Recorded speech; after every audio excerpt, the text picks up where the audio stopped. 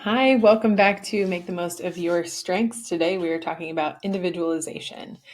So, individualization is another one of those strengths that you can maybe get a little bit of a guess to the meaning behind it. But the biggest thing about this strength is that it is a relationship building strength. So, it is more geared towards the emotional than it is toward the technical, I guess you could say.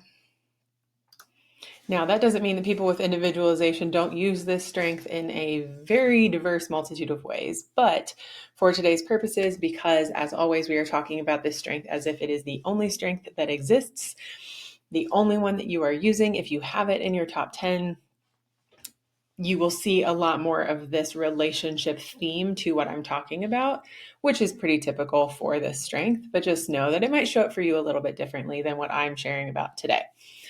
If that's the case, that's great. Take what feels right for you. Maybe reflect on what doesn't feel as aligned. I'd love to hear your thoughts and reflections as you kind of process this information and see, how individualization shows up for you.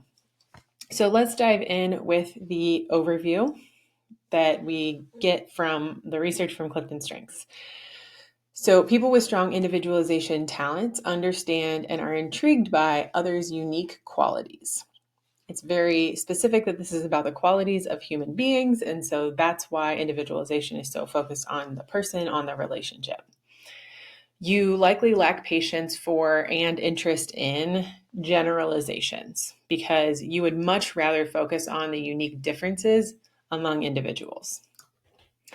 You very instinctively, when in a room of people, observe style, actions, and motivations. You look at how each person around you thinks and how they build relationships, among many, many other things.